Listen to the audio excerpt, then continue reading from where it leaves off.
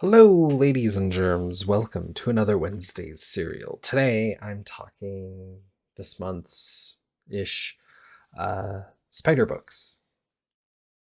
If you haven't been keeping up, a big event has been sweeping, so you're going to see a lot of books that don't feel very spider related, but they are because it's the event that's going through known as Gang War, which I was looking forward to. A lot of street level stuff, street level villains coming together, trying to choose territories in New York. I thought it was going to be a little more thought out. And we have a battle peeled off for Brooklyn where Miles fights whoever this hobgoblin is. Then he goes off to join the big fight, and that's really the size of the issue. And yeah, and then in their amazing, this is kind of supposed to be the big fight issue. And it is, but it's kind of weird that they're all in Central Park and it's literally like a line of the good guys and a line of the bad guys and they fight each other. Off to the side, we have Luke Cage with him and a few of people from him. So if you don't know, which would be very understandable, during the Devil's Reign event that happened about a year ago, there was supposed to be a book where Luke Cage took over as mayor of New York City when Fisk stopped being mayor due to various reasons tied in with that event. And Luke Cage was stepping up, doing something he didn't want to do, but he was the right guy for the job. It sounded like a cool book. It never got printed. But the status quo stayed, and he's been fighting to repeal the superhero act that means superheroes aren't supposed to operate in New York City. And after the event of fighting some big robots in this one, it miraculously just gets passed and goes away. And that's supposed to be one of the effects of this book, is putting a bun off of Devil's Reign for a book that never got printed before. I don't know, it is what it is. Spider Woman fights Copperhead. This goes weird anime fight. And then there's something with Hydra and her kitten here. At this point, the book's kind of lost me because it's gotten so crazy comic booky. Any of the real emotion or heartfelt stuff that would still be high action, just a little closer to a crime comic or something, has gone away. We get more wrap up in this, and this is where a lot of the gang war stuff is revealed, where Madame Mask was making a big play and she was the lead of the bad guy and Tombstone is working against her. Tombstone ends up being a bad guy by the end of it, but Madame Mask was using these sigils to like mind control people, and it really sucks the punch out of something that's supposed to be a street level gang story thing when you start involving mysticism like that.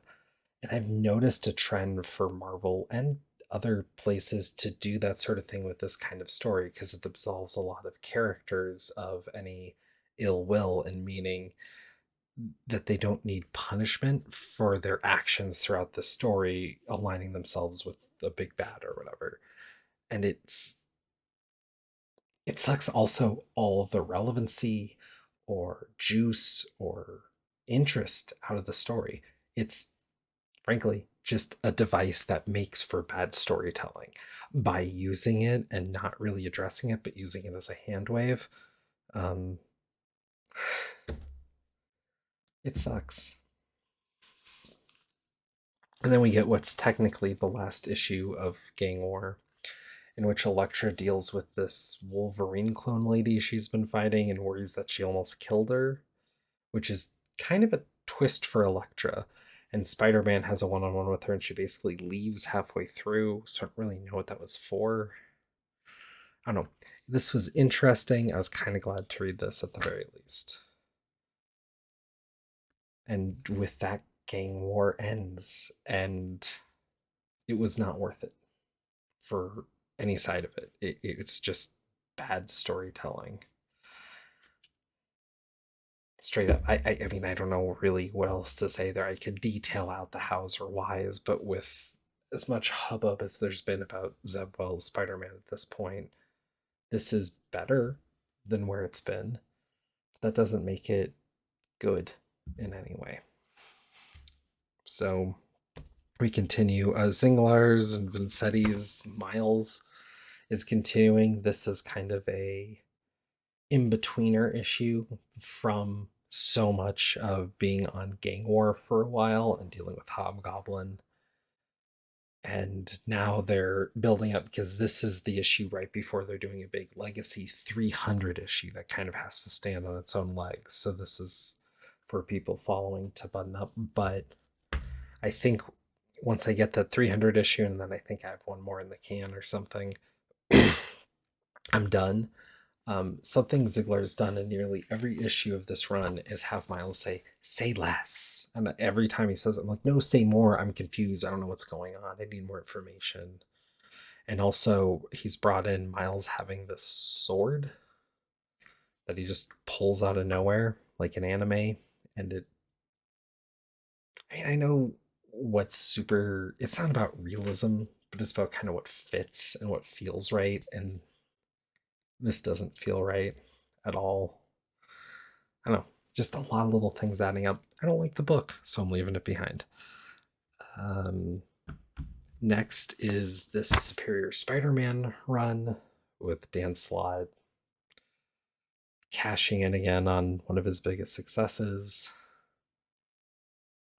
This is a play of Spidey and Doc Ock through the years, and this feels like it's supposed to be the cathartic issue, but it's this big fight between them. And the second it's done, Spider-Man turns around. It's like, we need to go save Anna Maria. Doc, you're the hero to save her, not the Superior Spider-Man, Otto Octavius. And after them having this big fight, reliving all their worst moments together, to just turn around and be like, you gotta be the good guy, man. It rings so false. I know Spider-Man's supposed to be the better guy or whatnot, but I've read those stories with Osborn. Some of them don't work, but the ones that do have a moment where he has a moment, he falls a little and then comes up to say, like, no, I need to do better. We need to do better. I need to set the example, or whatever it is. But there was none of that here. It's just him popping out of this harrowing experience and just being like, gee whiz, guys. Like, it didn't faze him. So if this big event or big moment isn't going to faze him, then why would I care? Which kind of dovetails into this SpiderBoy issue. Due to a nega SpiderBoy running around, making a bad name for Bailey. Bailey being SpiderBoy, if you didn't know. Spider-Man and Miles start to wonder about him a bit more.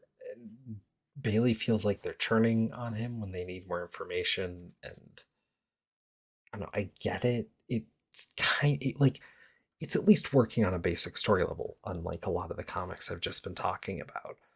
But I don't know.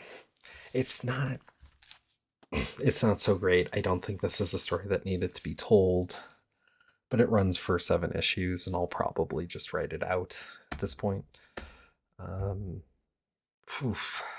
then I didn't mean to, I don't know why, Edge of the SpiderVerse volume 50.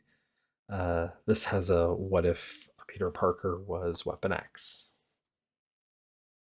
And I don't know, he beats up Wolverine eventually. Fine.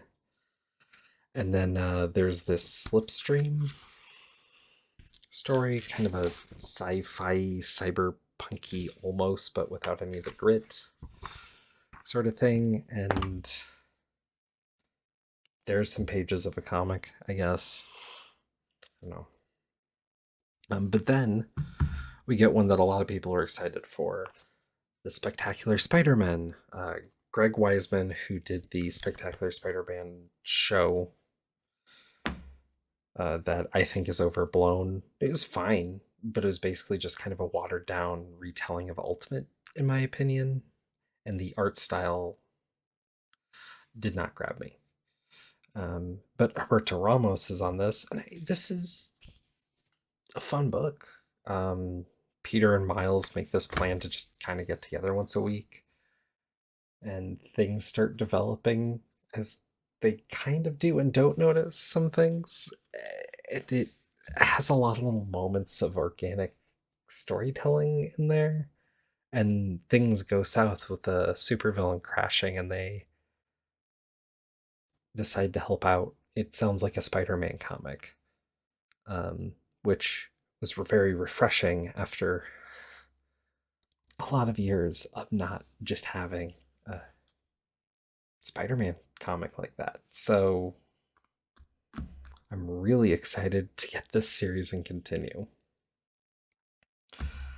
Um, I it's on one hand, I want to celebrate it and say, great, we have something here.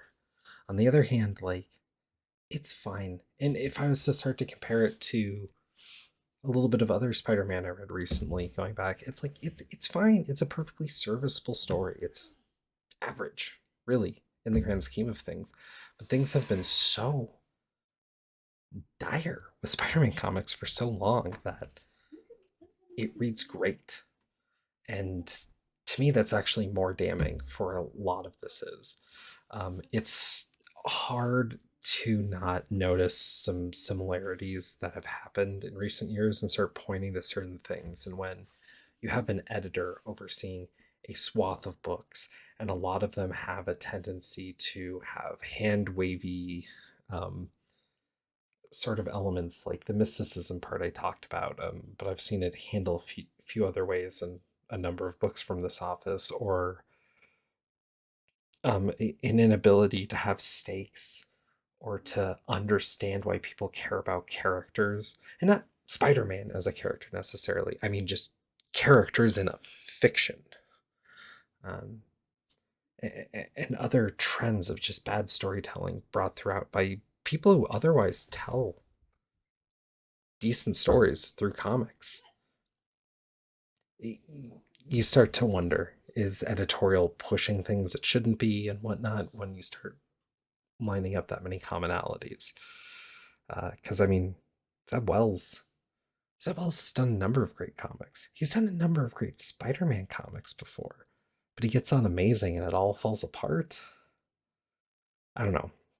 I've seen a few other fingers pointing because a lot of it deals with relationship stuff, and apparently he's been going through a divorce, which could play in. But even if we're getting that kind of story, if it had more humanity and raw emotion, it would be better than where we are. So I don't know. That doesn't play through for me. So I don't know. But I think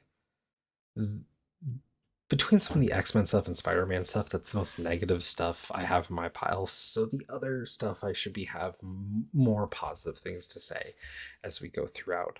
And I'm feeling like there's a corner churning, or it has to with the Spider stuff. It has to at some point. Yeah. Cheers. Talk more comics soon. And link for the podcast that I've been doing. There you go. Bye.